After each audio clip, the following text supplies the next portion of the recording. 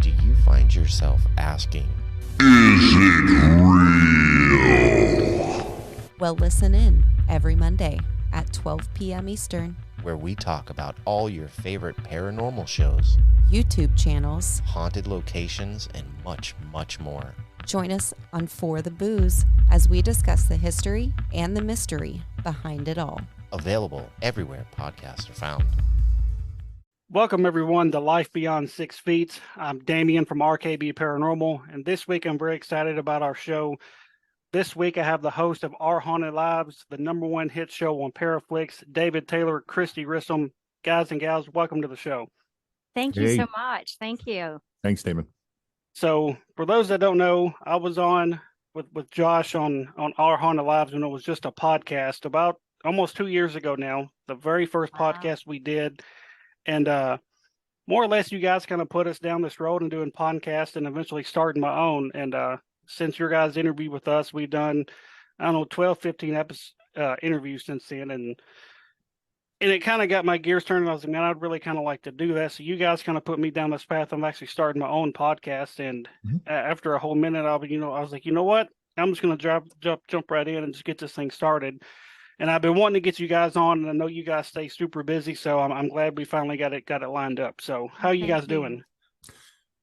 I'm hanging in there. Yeah, I'm doing okay. It's a really good thing for Kristi and myself, and she'll probably back me up on this. We've been going hard for about 2 years, so we just got done with Mass Paracon last weekend. We were up in Concord, Massachusetts, with Sam Bellatrusis. He puts it on, and that was really kind of the last thing for us this year. Now we're doing this, but this is okay, right?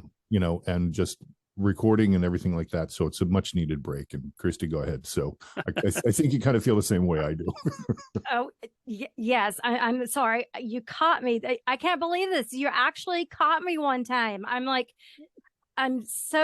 expecting an important text. So my phone buzzed and I'm looking down and I don't have my old lady glasses on. So I'm squinting to see if it's my daughter, and I didn't fucking hear what you said. Oh, not a word.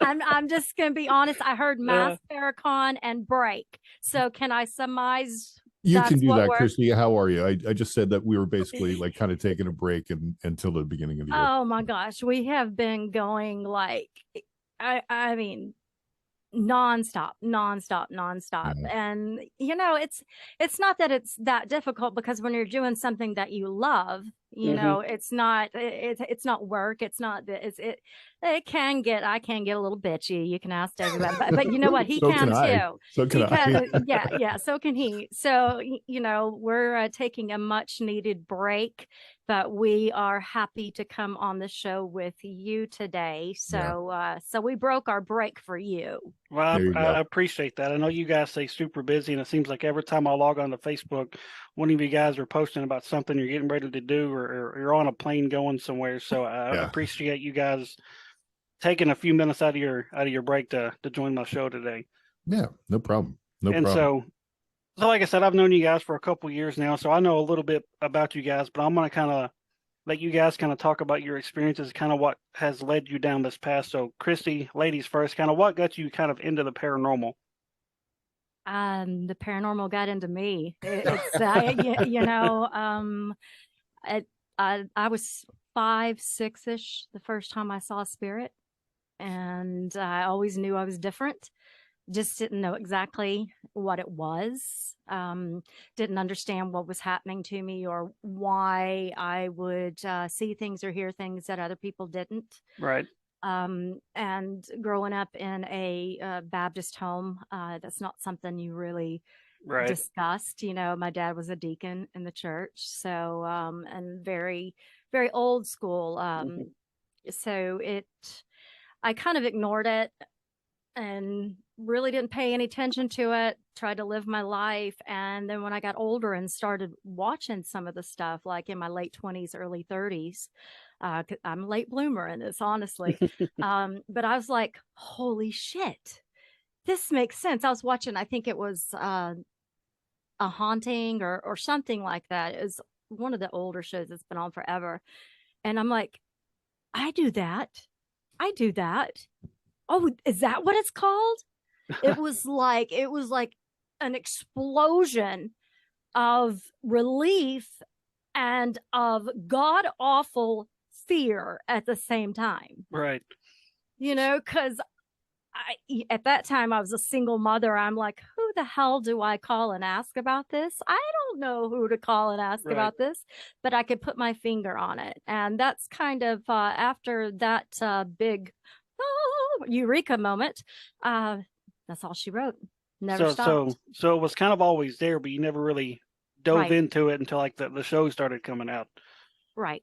Hey, because I didn't know what it was. Right. Everybody gets their start differently. So what's some things you kind of experienced that kind of made you question, you know, what the hell is this and what's going on with me? I would always have prophetic dreams. I would have spirits come to me in dreams. That's more common for me than actually seeing them. Mm-hmm. I get stuff put in my mind's eye. Just today, Jeff got up out of the recliner, and I'm like, I see grilled cheese in my head. I said, make me one. I said, make me one. And he's like, what? I said, the grilled cheese you're about to make. He's like, how the fuck do you do that? You know? Kristi, that wasn't your mind's eye. That was your stomach talking. That was my stomach. Right. I've got a third eye in my stomach. Oh, wait, that's called a belly button. No, but it's just awesome. Things have come to me. And a lot of times I would discard it as, I'm just being stupid. I'm being silly. I'm, you know, or not say anything at all. But I'm learning that when I do say something, I'm pretty freaking on. And so maybe I shouldn't be so apprehensive. So, but it's a hard thing to go out there and say, hey, I'm this, I'm that, because then you got to live up to it. Right. So forever, I've always just said I'm intuitive, and that's it. Right. Leave it at that. And it's kind of worked out in your favor that you finally kind of decided to dive into the thing because you know look at you now. So. Right. Right. All right. So David, what about you? What's some stuff that you kind of experienced throughout life that kind of led you down this path to where you are now? Yeah, it started early for me also. Probably the similar age, maybe a little bit earlier than Kristi. Around our house, family house, I would see my great grandmother. Okay. And I didn't tell anybody, but one day my grandmother and I were looking at pictures, and she's like, "This is your great grandmother," and I called her Babcia. That's Polish, and for grandma or whatever. And my grandmother's like, you couldn't have seen her. She's passed on. She's not with us anymore. I go, no, she's around all the time. And so my grandmother just kind of smiled, because my grandmother was always supportive of things, of paranormal things. Things always happened to her. It wasn't called paranormal back then. It was just called ghosts or spiritualism. Yeah, whatever. And so then things started to develop with me of where I would see people's auras around them when I was at a young age, and I would call them people's rainbows. And then I just really started to kind of phase out of it. You know, I wasn't really seeing anything after probably the age of 8 or 9, but that's, you know, I'm getting into Star Wars and going outside and playing, and you know, getting into baseball and whatever else. And, you know, through high school and college, I had no interest in it whatsoever, not anything whatsoever, didn't even think about it. And so then dabbled a little bit in Phoenix with that. You know, I was kind of into it, but that's when Ghost Adventures and Ghost Hunters was on, and I was like, oh, this is really cool, because I have always been interested in it. And so then we moved from Phoenix up to Seattle, Washington, and I got to go around. There's one thing where the Ghost Adventures went and, you know, investigated Fort Stevens and Kells, and went to the Peter Irondale. Sorry. So I've been to Fort Stevens. You know, I've been to the Irondale. I've been to Kells. Then I moved to Portland. I've got to, you know, really kind of investigate the Shanghai tunnels a couple times. There's some really good ghost trails and things like that in Oregon. It's really cliquey there. So I was like, it's just not going to work with these people. You know, It's called the Northwest Freeze. It's really hard to meet people up there. They're very closed off. Mm-hmm. So then came down here and really started to delve into it. And of course, it was during the pandemic and everybody was looking for something to do, man. Right. Couldn't do anything, and so really dove into it with my former partner. Happenstance through Facebook, met Kristi, and it just really took off from there. And I have to say, the one show that we did with you is, even though we haven't podcasted in about 2 years, Right. It is still our most downloaded show. And the reason is because of you guys. And it was the first show. It was the first show that Kristi and I did together. So, wow. So if anything tells me that I made the right choice, not just spiritually and up here, it's also the numbers and the analytics. So. Right. Oh, wow. Scientifically proven. Absolutely. So yeah, it's been a great journey. It's been a really, really, really amazing journey. I mean, Kristi has taught me as much as I've taught her more on the spiritual side, or the Wiccan side, and with her vampirism and everything like that. Right. And I think myself with the technical side of stuff, and that's why we mesh so well together. We're complete, absolute opposites. This past weekend, like I said, we were at Mass Paracon. I just put on music, just random stuff, and she's like, "God damn it, can you just get rid of this freaking music?" So we start putting on Dio, and she's like, "Finally!" I mean, who doesn't like Ronnie James Dio? Everybody does. Rainbow in the dark. Yeah. I mean, come on now. So, but it's a thing that meshes really well between the both of us, and I think I don't know who was working for us, but I think there was something meant to be of us to meet each other and work together. And it's really worked out well.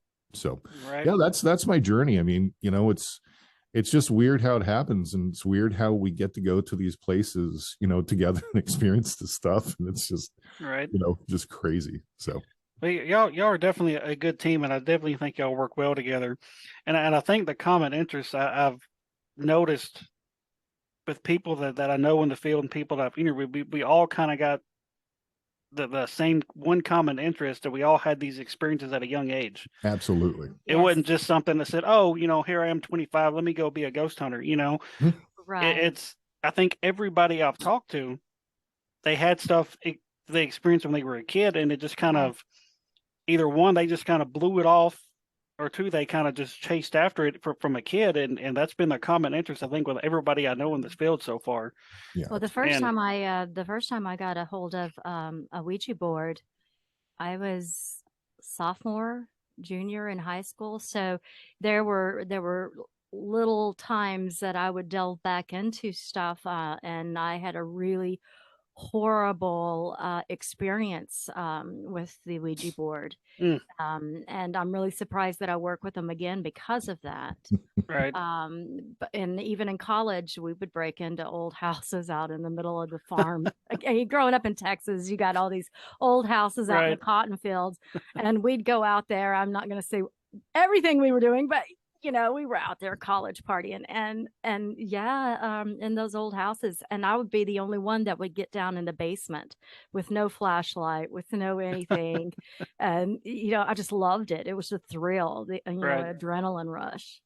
And it's funny you mentioned Ouija boards. I've had two crazy experiences with that. One was with Keith, who, our team's named after, and we were messing with him as teenagers. So I don't know if it was subconsciously I was moving it or he was moving it just to fuck with me, but it came across as we was actually interacting with somebody. And of course, being like 14, 15 years old, it kind of freaked us out a little bit. So I didn't really ever mess with one again until Thomas House Hotel on a ghost hunt weekend. Oh, love Thomas Nice. House. I work there. Yeah. Good to see. Okay, I want to correct something though. There's one misconception about Ouija boards. People think that they don't move it. You absolutely fucking do move it. It is your movement. Mm-hmm. I don't understand why people think that it's the spirit. yes, the spirit is causing it to move, but it is your muscles in your hand that's reacting to that. Right. So when people say, oh, you're pushing it, well, subconsciously you might be pushing it, but it's got to move through muscles of somehow. Otherwise, you wouldn't have to put your hands on it. The planchette can move by itself. Yeah, exactly. Right. It's a great point, Kristi. It's a great point. And it's one of those misconceptions that I have to throw out there. So, and speaking of Ghost Hunt Weekends, how did you kind of get involved with those guys? Oh, I started, my son and I went to St. Albans I was looking for something to do, and I saw the Ghost Hunt, and I'd been working with a paranormal group, Gaston County Paranormal. And I was like, I knew who the Wraith Chasers were. I'd always watched Tennessee Wraith Chasers. And I'm like, that's only 2.5 hours away. I'm like, I can do it. And they're hot. I'm like, I'm going to this, and of course I take my teenage son with me, but we get up there and I met them and met Chad, because Chad was hosting it. They were there with him, and we just hit it off. I ended up having a lot of things happen down in the boiler room that Mike was like, whoa, I guess it was like type of a medium type thing that happened. And the next day they're calling up and say, hey, we got a private event at the Thomas house. You want to come? I was like, hell yeah. Let's go. Right on. So, after that, it was just, I was at least two times a month for about a year. I was going with them, and finally they're like, you've got to be crew. Right. So I was like, yes. I have a feeling I probably met you that night. We was at the Thomas house because it was one of their events. And if you weren't there, it was just, odd coincidence. If I was there, you would have known. Yes. Well, it was 2 years ago, and so I may have, I may not, I don't right remember. But, yeah, because it's been right around 2 years that I've been going there, so I might have been a little bit more quiet because I was the new girl, right? But if it was here recently, no, there's no shutting down this, no filter, right? You're the quiet. And so David touched on kind of how you guys met, kind of over Facebook, just by chance. So how did the idea of a podcast come up for you guys? Well, you already had one. Yeah, I had one, and we were my former partner and I were doing it, and there's just some riffs of how it needed to be done, and also with the YouTube thing. And he just kind of bailed out one day. He was sick. He was legitimately sick, and I asked Kristi. I said, hey, you want to come on? And I remember doing the show. It was with Channing and Jen, and we were talking about urban myths and legends of black-eyed children, Slender Man, Mothman. And the show just went really, really well. It just went really well, and it was literally the first time Kristi and I just kind of interacted like that, right? And so it was just another medium for us to get OHL out there. And then we just did a few shows, and all of a sudden, I'm getting a call from Texas, and I'm like, who do I know in Texas? I'm not going to answer this. It's probably somebody trying to sell me more insurance on my car. Right. I don't need any more. and left a voicemail, and it was Natalie from Paraflixx. And, she was like, we need to have a meeting. We need to talk about your show that's on YouTube. And I was like, oh, okay. And I didn't know what Paraflixx was. Kristi didn't know. And so sit down in this Zooming with her, and she's like, yeah, it's going to be a SOD, which is streaming on demand, and VOD, video on demand. I had to learn all these things because I had no idea about it whatsoever. And Kristi's like, oh my God, what? Because we didn't know what it was at first. And it's a great entity. It's just incredible what it's done for us. Just incredible what it's done for everybody, and for the paranormal, and for music people, and for movie shorts, and for movies, everything. It's so many different ones. Yeah. It's really second to none. And so had a great meeting with Natalie, and, let her know I wanted to be the Howard Stern for Paraflixx, with the talk show. And, I wanted Kristi to be, my Robin Quivers, but most importantly, I wanted us to be the David Taylor and Kristi Grissom of Paraflixx. Right. And so she was impressed by it, and she's like, all right, let's start. And, I always told Kristi when we first met, because she knows everybody in the field. She's friends with everyone. And it was just into the point of where Kristi, you can ask them, you don't have to ask them. That's why we really like the first season or so, we had a lot of grassroots people on, just to really kind of get her name out to see how the show went. And you can eventually see of how we've built up over our 7 seasons of the really named guests that we get is really cool. But the 2 people that really helped us out in the first season were Sam Bellatrusis and Patty Negri. And Chris and Mike. Yeah, well, I was going to mention them. They were the season finale. I know, but I back to the point I was trying to make is I always told Kristi, I don't want you to use your contacts for the show. You know what I'm saying? And of course, I really respected that, because I'm very loyal to the people that are loyal to me, and I'm going to say this on air. I'm going to say it. I despise when people try to use me to get to somebody else. Yeah. I don't work that way. I worked hard to meet the people and to know the people that I know now. So sorry, I'm not pulling strings. Yeah. Right. I'm not saying that I never have, because I ended up pulling strings, once we started really doing this, but it's unprofessional, I think. And David never took advantage of that. And that's another reason why I'm still with him. Oh, thank you. Thank you so much. But yeah, no, it just really, really has worked out, and it's turned into this incredible entity that we have of, from being at the WarrenCon, and, going to St. Albans and going here and going to the Josephine Hotel and this place and all these places we've gone in the past 2 years. It's just been a whirlwind. I mean, this year, like, we've taken like 5 major trips this year. Oh, wow. That have just been really incredible. And they all mesh together. It's like, I'll get one memory in my head about something that David did, and I'm like, where were we at when he did that? What were we doing on this one? Or when did we travel to this one? And Mike and Chris had told me, David, that was eventually gonna happen. Everything runs together, and you don't remember what happened. And when people come up to you and say, you remember blah blah blah blah, it's like you want to so bad, you really want to, but it's like, no, I don't. Or you lie and say, oh yeah. Yeah, I mean, there are certain things that stick out to us, and I know exactly what you're saying. Kristi, right. It's just there are certain things that stick out for me, but you're exactly right. I was just like, oh, we're in Boston again. Oh, we're in Salem. Oh, we're in Las Vegas. Oh, we're in Kansas. Oh, we're in Tennessee. Oh, and Tennessee, David, I love Tennessee.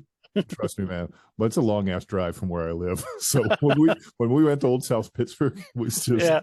It was really long. But then again, when we did the WarrenCon, I mean, we had to stop over at my brother's house because, it's a 12-hour drive. And that was horrible.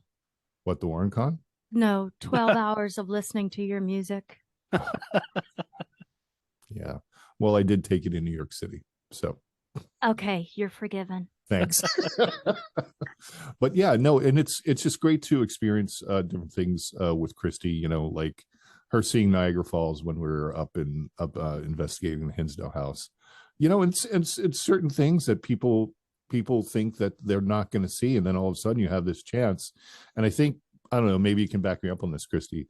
I have severe OCD, and I like to make itineraries, even though I can definitely back him up on that. He has serious OCD and yes.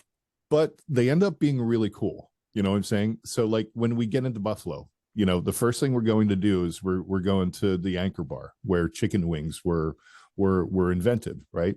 And we're not going to the satellite ones. We're going to the one right in downtown Buffalo. Original. Yeah, the original nice. one. Nice. To have wings. And then lo and behold, when we're there, somebody notices who we are, the waitress. She's like, "Oh yeah, I know you guys," and we're like, "What? We're in Buffalo, New York," and it's really weird when that happens. Right. And then we go to Niagara Falls, which is just incredible, and it's an incredible experience to see Kristi by the way she feels things. Right. When we're going up to that water, and just the power and immense power and energy that Niagara Falls has, and just watching her, and she's just like kind of going, "This is incredible." So this is overwhelming, actually. Yeah, it was really I could just feel it's hard to explain sometimes, but it felt like my body was literally on, like, sparking all over. It's just really weird. It's really weird, but there's a lot of energy flowing. I mean, damn, I don't know how many gallons or tons or whatever of water, but it's a lot. Yeah, right. It's pretty good. But then, like when we went to Candace for Hotel Josephine in the Lake House, I mean, as soon as we get in, we're going to Joe's Barbecue. Anthony Bourdain, named it one of the 13 places you have to eat before you die. And he was not joking, man. Let me tell you, that was like that. Was good. I'm not a picky eater. I will eat anything you put in front of me. I just don't eat a whole lot. Right. But I mean, I've eaten crickets, earthworms. I mean, cow balls. I've eaten all kinds of stuff, but oh my gosh, we ordered so much stuff and we sat there and I just ate and ate and ate and ate. So stuffed. I'm from Texas, we Right. got good barbecue in Texas, but let me tell you, this was like, it was good. It was good. So good. We got there 11:15. It opened at 11 o'clock, and there was a line around the building already. Oh wow. Yeah. So if you're ever in Kansas City, Joe's Barbecue is a place. Joe's Barbecue. There we go. Yeah. Well, it's definitely worked out for you guys, and to have the number one show on Paraflixx, I think that's awesome, and I just wanted to congratulate it's the number you one guys. talk show. Yeah, number one talk show. Oh, well. because there's a lot of there's a lot of good shows on there. A lot of great stuff. So To have the number one anything, is amazing, and I just want to congratulate you guys on your success, and I think it's awesome that you guys have taken off like you have. Thank you. Throughout this journey, what's some of the craziest places you guys investigated so far? I know. Hinsdale. Yeah. I was fixing to say, I remember David kind of telling me a couple of weird things that happened in Hinsdale, and I was gonna say that was pretty wild what he told me. So it Kristi doesn't like to talk about it. The Warren Paracon, I still haven't talked about what happened there. That was crazy. Hinsdale, I've opened up a little bit about it, and if I don't want to talk about something, that it's because I'll talk about anything, right? But I will say that those two things that happened to me, I'll never be the same. Oh man, I especially Hinsdale. Things happened there that I took advantage of the paranormal, to be honest with you. That's what I felt like. I felt like, I know what's going on. I've been doing it long enough. I've seen, I haven't seen it all, but I've seen a lot. I was humbled. Yep. I was pushed back down, and it was like something there was telling me, you don't know shit. Oh man. And we really don't. Right. We really don't. I mean, of course, I wouldn't be doing this if I didn't think there was, that we were on to something, of course. Mm-hmm. But we really, I mean, if we only use 20% of our brain, imagine what percentage we actually know about the spirit world. Mm-hmm. Right. I mean, and that place put me in my place. It definitely did. Yeah, it was such. And, we're not going to go into what I talked about with you, Damon, and stuff like that. Right, That's right. personal between us. Yeah. But, the things that happened there, with Kristi, it started right away. It started as soon as we got there. It started as soon as we made offerings. It started as soon as we got in the house. And she's exactly right. We've been to some of the most freaky places that you can go to and have great investigations and, gotten scared and, I'm a runner, so I run away and she runs towards it. What is it? It's back there. See you later. But and I tell everybody, I'm never going back to that place. I'm never going to go back there ever again. And I want to. And that's what's scary, because that means that I have to go back there, and I'm going to have to prepare myself really, really well. And it's not because I'm trying to be protective of Kristi. It's just she needs somebody who understands how she investigates and to be able to pull her out. And then when I pull her out, it's done. There's no discussion about that. And we have an understanding of what we do. And it's not personal. It's not because she's getting things or anything like that. But if I feel that she's gone too deep or something is bringing her in too deep, and it's just time to get her out. And we did that there right before we left. I mean, there was a situation of where she was trying to ground. And I mean, you can tell the story if you want to, Kristi, but she said, I need 20 minutes. And she was out. They had this serene little pond with a bench that you can sit on. It's great. And something I thought I was going out there to deprogram and to kind of release everything that had transpired over the 24 hours that we were there. And the land had something else in mind for me. And yeah, David had to come pull me. I wasn't going to leave. Yeah, she was there. So I got her. I got Josh, and I said, it's time to go. It's time to go right now. And Josh was like, I'm having a great time. And I don't even want to delve what happened to him. No, man. That was crazy. And I'm having my own personal experiences and feeling what's going on there. And we had so much equipment with Josh, from Attic Junkie. He was so nice to sponsor the thing and get us up there. And he had so much equipment that we had to get in. And I had equipment, and Kristi brought a couple things. We just literally, dude, like slammed our suitcases, put them in the truck, and we were gone at like 10:30 to the hotel. And we got to the hotel, and Kristi was just laying down in there, and it was a great little white lie we told to the check-in front desk, front desk person. I was like, hey, you know what? My buddy's not feeling too well. I was wondering if we could just get in the room. I know it's 11 o'clock in the morning, and we're not. And actually, I wasn't. I actually wasn't feeling very good. So it always helps. When we were outside, the guys went in to go get the room. I'm not a crier. I always say I don't cry. It's just something I don't like to do. But I broke down in the car and just bawled like a baby. And I was like, we've got to get in this hotel. I don't care if I have to tell them, but we're getting in the hotel, because I just needed to sort things out. So it was intense. Nothing a handshake with $20 can't fix, though, David. Right. Well, I'm sure if you guys ever go back, I'm sure you're going to have some unfinished business to take care of. It affected most definitely. And that's the main reason why I want to go back, because I didn't know when we were going that it was on a ley line. I had never worked on a ley line before. So I was unaware and unprepared, and apparently I pissed off something in the first 10 minutes of me being there. Oh, goodness. So I was the enemy the whole entire time. So not only did I have the ley line messing with me, and then spirits that were calling me the enemy, which we didn't know about till the second day. So they were just nonstop on me, nonstop. And it just, so if anybody has never worked on a ley line and you have any type of ability, I'm not saying be leery, but you need to learn how to balance yourself, ground yourself very, very well, and be conscious of the ley lines, because it will spike everything. And if you don't understand what's going on with it, it's going to freak you the fuck out.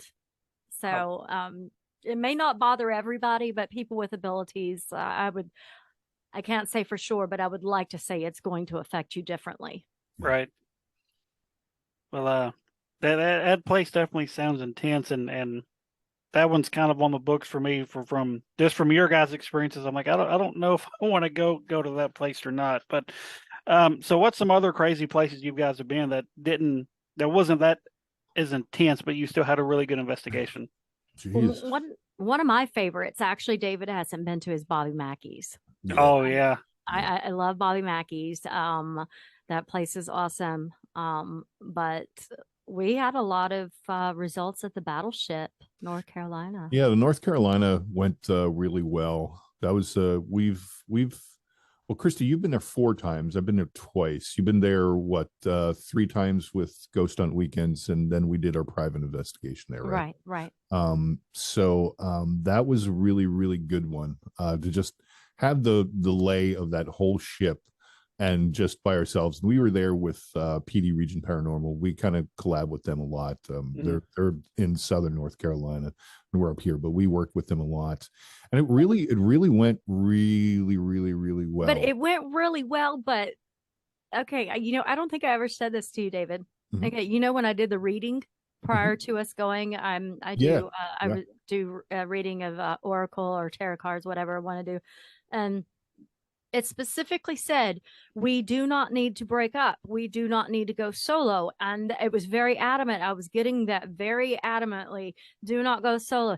The very first thing we do, everybody just goes. And I'm solo in a big boat by myself, walking around with no fear until something happened, and then I'm like, oh shit, where are the guys? That was a great thing, because I had the experience right by the bunks and the shower right there that lead into the mess hall, of where something kind of rushed at me. It wasn't like evil, but just kind of surprised me. And I'm running down the hall. Oh, he took off running. And Pops is in the medical room, and he goes, who dat? Who dat? And I see Kristi, and I'm like, it's David, because he thinks, I just go by just really quick, and he's like thinking something just ran by him in the hall. And Kristi going, you okay? And so we all kind of walk back there, and we're kind of calmed down. But that's when we had the great EVP of, you're going, all right, I'm coming in showers, boys. Here I come. I'm a girl. I'm coming in showers. And then the EVP, you can hear, oh wow, like whistling at me, just a whistle at you. So, but I've been whistled at every single time that I've gone in there, and it's in that general location where the mess hall is and the bathrooms. Because not only with me being prior military and also being female, I don't normally play those cards, but I do at places like that, right? Because it can always make for interesting results. Absolutely. I thought St. Albans was a really good one too, Kristi. It was really, I think, our second or third time that we were together as an investigation team. And we were basically the first people that they let back in during the pandemic. We were the first people. Yeah, that's it. So and we were there with PD again, but it took a while for the place to warm up again, because it was silent for a year and a half, right? And then all of a sudden, the rest of the night, it was just boom, balls boom, to the wall, boom, boom, boom. And I think I was a bit overwhelmed by the enormity of the place and of what was actually going on. Because wasn't that at that point in time, it was the biggest place that you'd investigated? Yeah, absolutely. Okay. Yeah. And it was massive. Yeah. The feeling, like when I came in, I was just like, oh, it's just another place. And when I left, it was like, okay, enjoy yourself here. Because if you don't know what you're doing in that place, it's going to be, you're going to end up in the rubber room downstairs. So, and then old Pittsburgh Hospital, we had a great thing. Kristi, Ashley Moreno, and myself had a very intimate thing that went on with passing somebody over there. So I don't have to go into details, but it was very, It was very intense. draining for myself and for Kristi and for Ashley, but it was very, very great in a way because Ashley and I were connected. Kristi and my catcher were connected. And it was just a really, really great investigation. So. What was it? I kept saying it's on the ceiling, and the owner of the property had said that I don't care, we don't have creepers here. We don't have So, Yeah. I was like, but no, it's on the ceiling. I kept saying that all night. It's on the ceiling and it's Yeah. following us. And then after the investigation was over, well, I mean, Ashley and I were chased out. That was scary. That was one and only time that I have ran.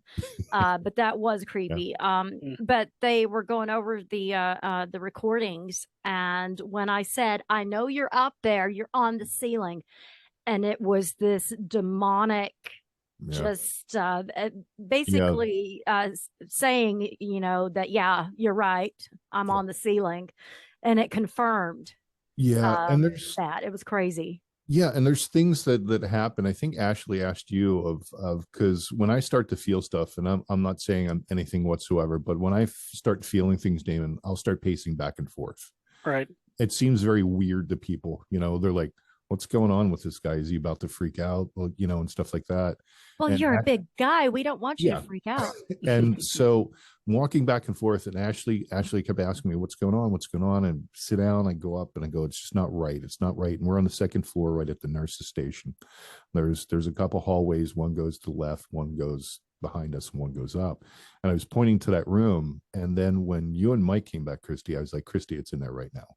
And that's when you and Ashley went in there, and I had the experience in the hallway of blocking for you guys. Right. And this whole thing, and we were all just drained afterwards. And I get really. Oh, that's right. I was yelling at you. Yeah, well, because I was blocking it at first. It was like I was trying to protect you. You ended up protecting me. Yeah. But I was trying to tell you to get the fuck out because I saw what was in there and I knew what was in there, and I didn't know if it was going to attack you. Yeah. Because it was trying to come up behind. It did. It ended up attacking you, but what David did is he took it off of me, so I was able to pass on the lady that was communicating with me. It was very intense, Damon. And Mike Hatcher and Jason Baker. Jason is a great photographer, and Mike Hatcher is a great executive producer for Paraflixx. Yes. But so I went out in the hallway after Kristi was yelling at me, and she wasn't yelling in angst or anything. She was just making sure I was okay. And investigating, never take anything personal when somebody yells at you. It could be something that they're feeling, unless they punch you in the face or they're really, you know what I'm saying. Right. But I went into the hallway, and Kristi and Ashley are doing their job. And the hallway just got extremely dark, like darker than dark. And Old South Pittsburgh is very dark. And Mike and Jason were there, and they're just like, what is going on? And the only way I can explain of what was coming towards me is, if anybody has seen The Shining, I know it's an old movie, is when the elevator doors opened up and all the blood started rushing down that hallway. That's what was coming towards it. And it was just hitting and hitting and hitting and hitting. And Kristi and Ashley finally did that. And I just went over to, they have this couch and chairs and everything where you can sit. I just sat down and I was done. And it's a shame when things like that happen to you, because then the investigation kind of gets, it kind of drags on, because you're like, I'm so tired, and and you still want to be there. Yeah, you're drained. Yeah. You're like, okay, but then something else happens of you're in the operating room and you're with the SLS and something's right on your head and you're like, what is going on here? Right. So, yeah. And then it kind of perks you back up. yeah, absolutely. Yeah. It definitely sounds like you guys have had an incredible journey over these last couple of years. And so what does the future hold for you guys? I know you're kind of taking a break right now, but what's next for Our Haunted Lives? Ooh. Wow. Well, that's, let's see, it's top secret. Yeah, it's kind of top secret. We've got a lot of good things coming in 2023. We're kind of reorganizing of what we're doing. Even though we were out and about everywhere this year, I think we kind of overextended a little bit, and hence why we needed to take the break. Right. We're really going to be centralized kind of towards being on the East Coast this year of, and still branching out and things like that. But I think there's a lot of things going on the East Coast that we need to focus on. And Kristi and I have talked about that. We're going to be relaunching the website. We still have the website. We're still going to be on Paraflixx, but I think there's going to be some other things coming up. And Kristi is still going to be working with Ghost Hunt Weekends, but there's going to be a lot of things coming, and I'm going to be busy on the tech side, and Kristi's going to be busy on the booking side, getting people to do this. See, I have the easy part. Seriously, it does get a little bit frustrating sometimes, dealing with getting everything put together. But I got to give David kudos, because when it comes to computers, I literally suck. I mean, I'm horrible. I mean, not but 20 minutes before us coming on, my computer, I was getting no sound, and I'm yelling, I got no sound. I'm freaking out, and I'm calling David like back to back, freaking out. And, I had to have somebody come in. So when it comes to the website and our show, he's the mastermind behind doing all that. I just sit and act goofy.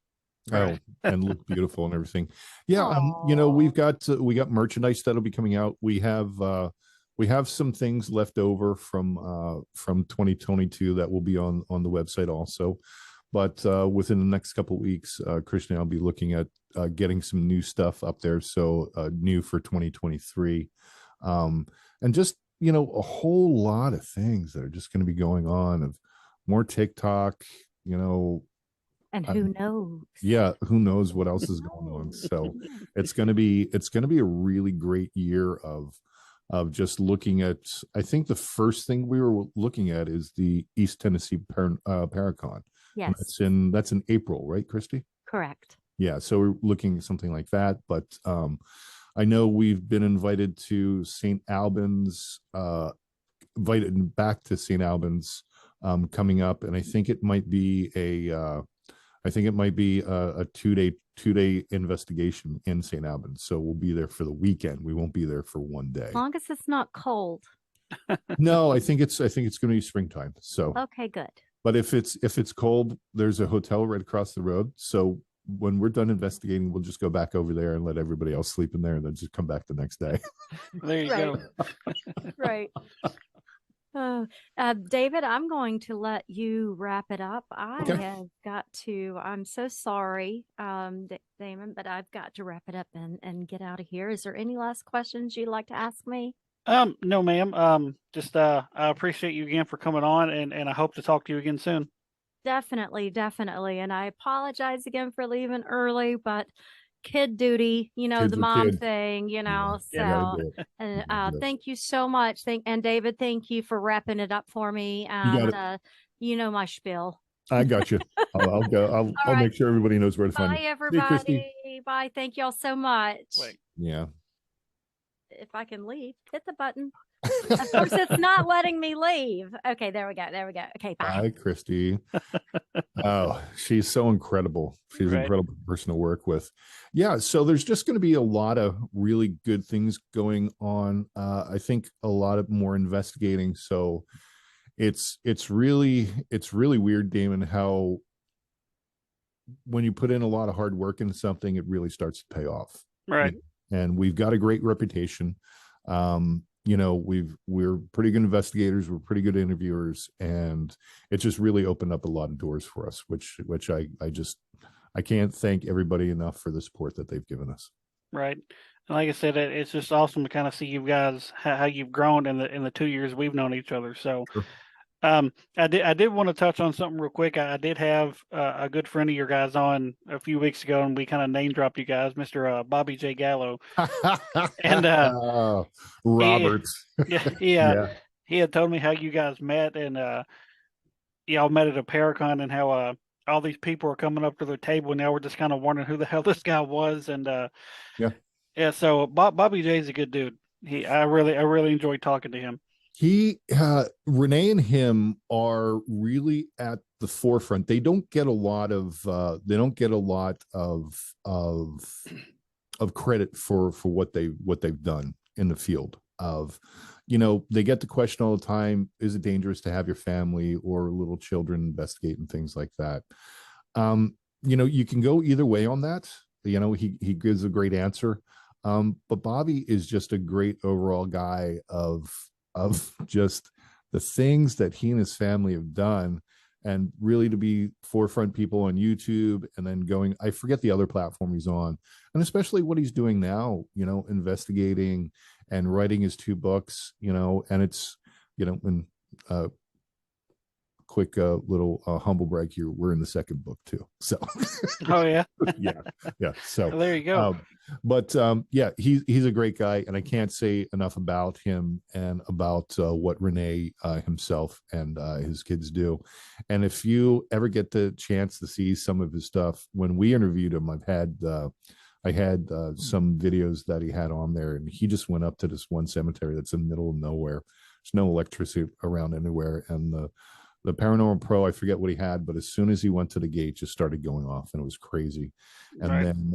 Then there was the video that showed the apparition just coming into life, which was absolutely incredible. You can clearly see a collar and a cuff, and an arm and torso and stuff like that. Yeah. So he's really groundbreaking, and plus he's a pro magician too. So right. It's just awesome. He's just he's an overall great guy. And yeah, we met at the Warren Con last was it December? I think it was. Mm-hmm. I forget. Everything runs in together, like we keep saying. So yeah, and had a couple great dinners and some great conversations with a lot of great people. So hell yeah. So relaunching the website soon. So what other kind of social media can people find you on if they want to kind of follow along with you guys? Yeah, you can find us anything from Twitter to TikTok. Obviously, we have a great Facebook group page that you can go to, where we really like to interact with our fans the most. Twitter, Instagram, and TikTok. Everything is under Our Haunted Lives. So it's just easy to do that. And then you'll see the logo of where it says Our Haunted Lives. We both have personal pages of, David Taylor, you can find me on Facebook, or Kristi Grissom. Right. But with that, you can still go to the website. It is up. We just don't have any merchandise and stuff like that. You can just kind of look around, and that's at ourhauntedlives.com. You can do that. And what other social media stuff are we doing? I think that's kind of it right now. There'll be some things that we'll talk about pretty soon here, right, that Kristi and I are working on, and we will announce them probably in December, this coming up December, and stuff like that. So like I said, we'll have the merchandise.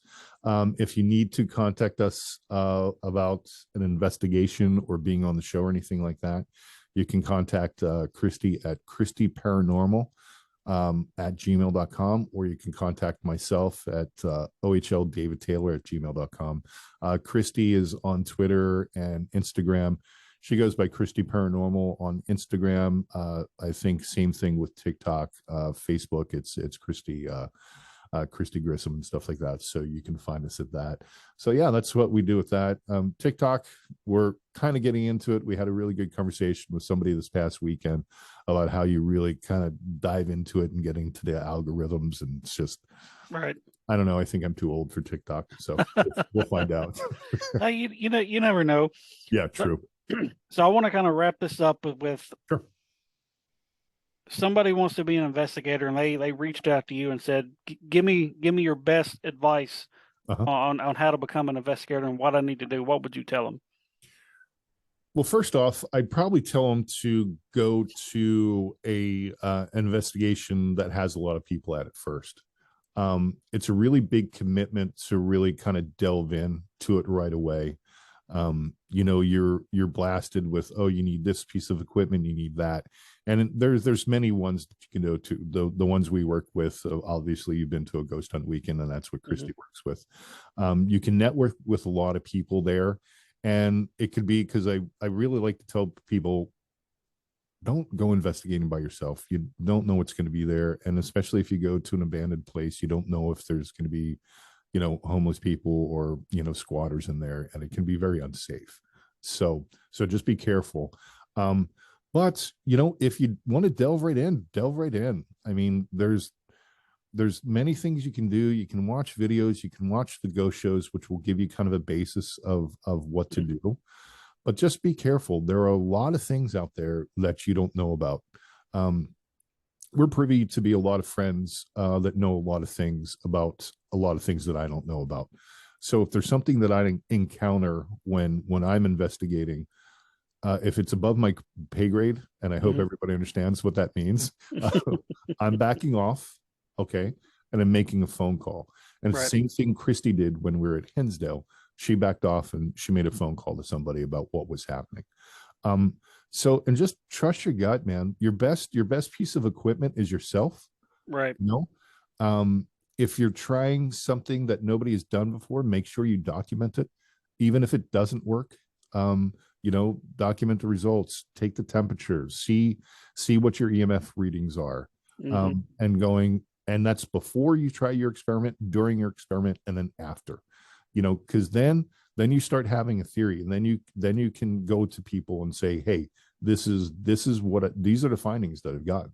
Right. Record it on camera. Don't go out and buy a $5,000 camera at first.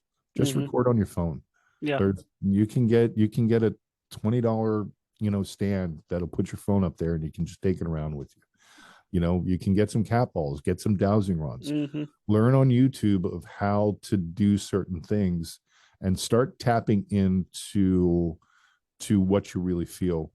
And always, always, always, always protect yourself, whether it be with your God, your gods, whatever you do. Make sure you have protection, and make sure you ground yourself. And grounding isn't like going and chanting to the gods. Grounding is just putting your hand on a branch or a tree or a piece of wood of something that is made from the earth or something, and just saying, you know what, just please center myself, center, because there's a lot of times you can get freaked out. But do that before you go in, and you should be okay. And have a good attitude. If you have a good attitude, you're going to have a great investigation. Right. If you have a bad attitude, you're going to bring everything out of that, and it's going to be a bad investigation. That's my theory on it, because ghosts can get grumpy too. And if you're being a jerk, they're going to be a jerk right back. Right. So yeah. That's definitely solid advice, and I would recommend anybody that's listening to this to listen to that advice, because, like I said, you've accomplished a lot in just a couple of years, and living by those guidelines has really gotten you guys pretty far. And I think it's awesome, all the work you guys are putting in for not only yourselves, but for the field in general.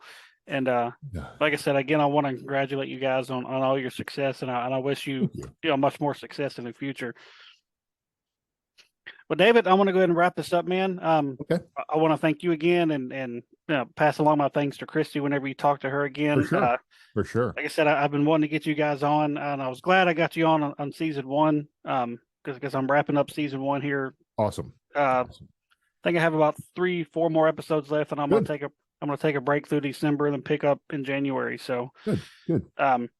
But anyway, thank you again, everybody. Go check out Our Haunted Lives on Paraflixx. Look them up on all their social media. Follow along on David and Kristi's journey. I think you guys will be really impressed with some of the stuff they've been doing. So again, thank you, David. Thank you, Damon. And we will see you down the road. I'll give yes, you sir. Thing. Have a good one, guys. All right, guys. Thank you.